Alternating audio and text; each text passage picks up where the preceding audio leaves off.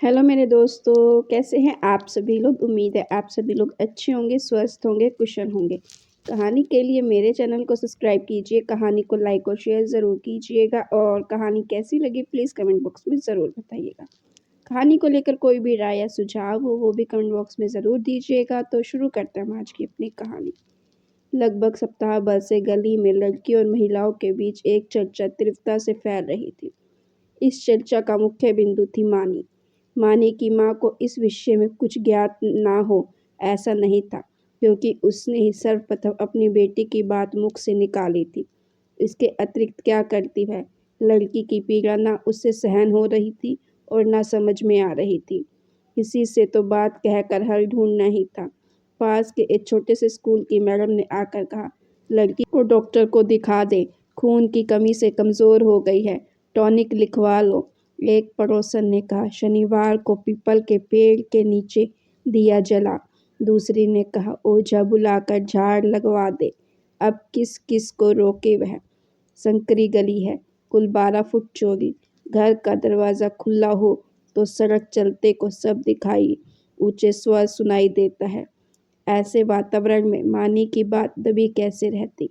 12 वर्ष की मानी अपनी व्यथा के साथ तमाशा बंद कर रह गई, लेकिन आज उसकी माँ ने दृढ़ निश्चय कर लिया कि बेटी का मुंह खुलवा कर ही रहेगी।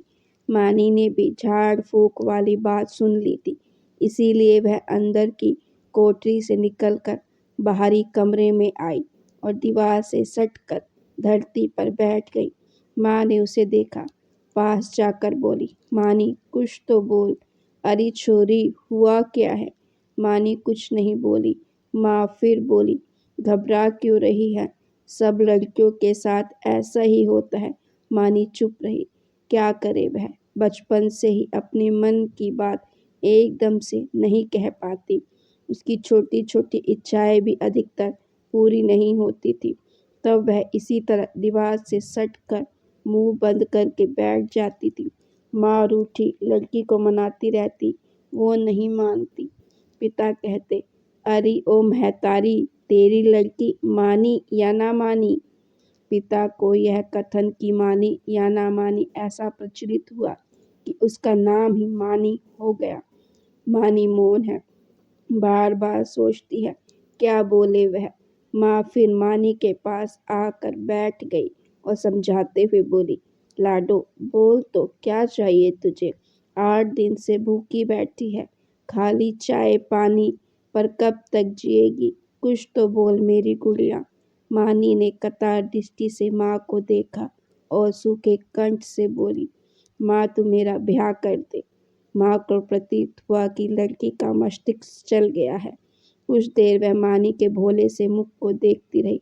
लड़की के इस मूर्खतापूर्ण उत्तर पर हंसी भी नहीं सकी। धीरे से बोली, ब्याह का मतलब समझे है तू? गुड्डियों गुड्डियों का खेल ना है।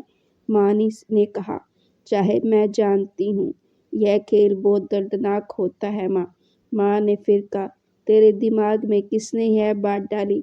किसी से दिल लगा बैठी है क्या मुई? मानी निरुत्तर रही। उसे जो कहना था कह दिया। मन और तन की सारी गली इस एक वाक्य में डुबोकर उसने माँ के सम्मुख उड़ेल दी। माँ अब क्या करे? पागल सी हो गई लड़की को ऐसी दीन अवस्था में मार भी नहीं सकती। संध्या को पिता के आने से पूर्व मानी उठकर कोठरी के अंदर चली गई। प्रतिदिन वह वहाँ खटिया पर गुड़मुड़ाकर पड़ी रहती। उसे नींद नहीं आती, पेट में रह रह कर पीड़ा होती और लावा सा बहने लगता है। खुले नेत्रों में और कभी निंद्रा के झोंके में वह अपने आप को ढूंढने लगती तो उसे अपने गांव याद आता। साथ ही याद आता सड़क के किनारे खेतों के पास बनी झुग्गी के बाहर बैठी छोटी सी मानी। तब गांव में शहर की ओर जाने वाली सड़कें पक्की बन रही थी। उसके पिता ठेकेदार के नीचे मजदूरी करते थे। वहाँ बहुत से पुरुष सिर पर मलबा ढोने और औरतें कच्ची ईंट की रोली तोड़ने का काम करती। वहाँ एक बूढ़े बाबा कभी गाय भैंस तो कभी बकरियों का झुंड चराने के लिए जाते हुए वहाँ से निकलते। बकरियों के हिलते कान मानी को बहुत आनंदित करते। वह बकरियों के पीछे मैं करती दूर तक दौड़ती। एक बार बाबा बोला, छोरी लौट यहाँ से, बहुत दूर आ गई है, तेरी माँ बाट जोहती होगी। मानी ने कहा, मैं थारे साथ दूर तक जाऊंगी। बूढ़ा बोला, नहीं, आगे ईंटों का भट्टा है, बाहर से आए लोग वहाँ काम कर रहे हैं, तू मत चल। मानी ने कहा, वहाँ बाहर से आए लोग बच्चे भी होंगे ना। बूढ़ा बोला, बड़ी उम्र के लोग हैं, जाने कैसे हैं। मानी ने पूछा, बड़ी उम्र के लोग डरावने हुए हैं क्या। बूढ़े ने मानी को डराने के लिए कहा, और क्या, जाने तुझे भट्टी में डाल दें। वह लौट आई। घर आकर मानी ने यह बात माँ को बताई तो वह हंसकर बोली, नहीं री, मेरी बच्ची को कोई हाथ तो लगाए, उसका कलेजा चीर दूंगी। सड़क बनने के बाद ठेकेदार ने उसके पिता को शहर में मकान बनाने के काम में लगा दिया। अब वह मिस्त्री कहलाने लगा। पैसे भी अधिक मिलने लगे थे। उसका परिवार एक संकरी गली में आकर रहने लगा।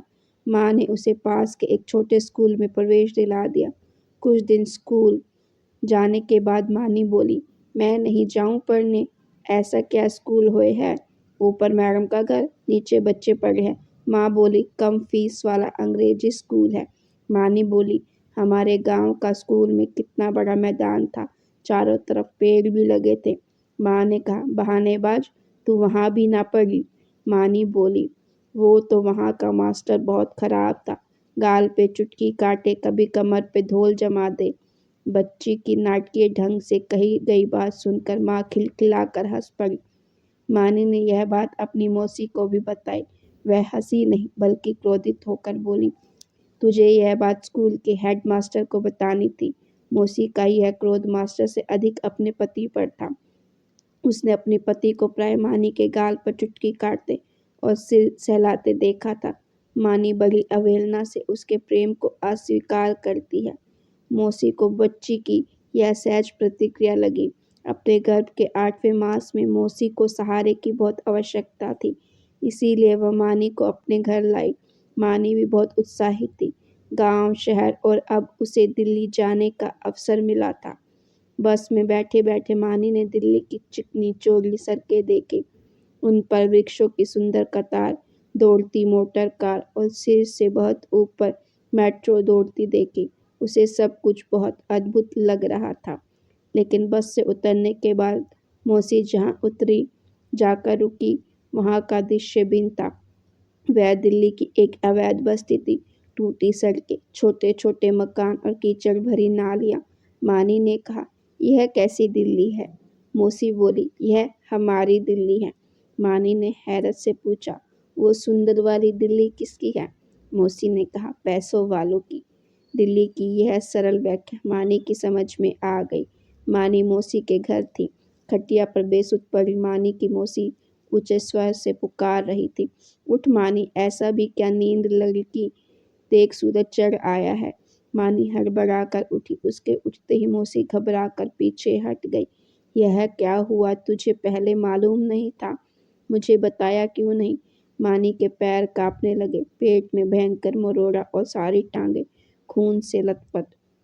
मौसी फिर बोली, अच्छा है इस समय पर घर पर कोई नहीं है, वरना बड़ी लज्जा आती। लज्जा शब्द सुनते ही मानी रोने लगी। सारी रात लज्जा की मारी वह आवाज़ दबाए पड़ी थी। अब मौसा को पता चल गया। मानी उसकी बातों का क्या उत्तर दे। उसने कहा ना चाहा, मैंने बताया तो था, तुम्हारे कमरे में सोते समय मेरे बदन पर चूहे के पंजों से दौड़ते हैं, तब तुमने ही कहा था अंदर खटोले पर सोने को। लेकिन यह बात वह बोल न सकी। मौसी ने गर्म पानी देकर उसे स्नान करने को कहा। चाय के साथ दर्द निवारक गोली दी। पैर का प्रयोग बताया। माँ ने सिर झुकाए सब करती रही, एक शब्द नहीं बोली। 2 दिन इसी तरह निकल गए। रक्तस्राव रुकता नहीं था। मानी का मुंह खुलता नहीं था। घबरा कर मौसी मानी को उसके घर छोड़ गई। तब से कोठरी में चुपचाप पड़े रहने का मानी का नियम बन गया। उसकी एक रात तड़पते हुए फिर खामोशी से बीत गई।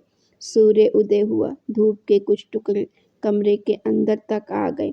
घर का दरवाज़ा अंदर से बंद करके माँ कोठरी में आई। कुछ देर सोती हुई मानी को देखती रही। लड़की का पीला पड़ गया मुख देखकर उसकी ममता उमड़ पड़ी। सारी दुश्चिंताओं को एक ओर रख उसने हल्दी और सौंठ डालकर दूध बनाया। बहुत प्रेम से मानी को उठाकर मुंह हाथ धुलाया, फिर उसे दूध दिया। मानी एक सांस में दूध पी गई। लड़की का कंठ तर हो गया है। यह जानने पर लाड करते हुए बोली, तू ब्याह करने को कह रही है? यह बता किससे करूं तेरी शादी? मानी बोली, मौसा से। यह शब्द सुनते ही माँ का शरीर स्थिर होकर धरती पर इस तरह टिक गया मानो उसमें समा जाना चाहता हो। अविश्वसनीय रूप से अधिक भयंकर था मानी का कथन। इस बात को कहते समय उसके चेहरे पर लज्जा का कोमल भाव नहीं था, बल्कि आत्मस्वीकृति से उपजी गलीना के कारण एक थरथराहट उसके पूरे शरीर में व्याप्त थी। माँ कटु स्वर से बोली, क्या बोल गई है? जाने है तू? मानी बोली, हाँ माँ। उस रात मूसा यही कह रहा था कि मानी मैं तुझे बहुत प्यार करूँ हूँ, तू कितनी सुंदर है। वो मुझे प्यार करता रहा, मेरा दम घुट गया, बोल नहीं पाई। वो सारी रात छोटे से खटोले पर मुझे दबाए पड़ा रहा।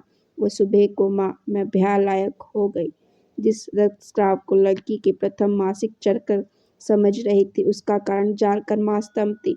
मस्तिष्क ने सोचना समझना बंद कर दिया। माँ ने मौन देखकर वह भी चुप हो गई। माँ बेटी घर के बंद दरवाजे के पीछे पाषाण की मूर्ति बनी धरती पर आ विचल बैठी रह गई।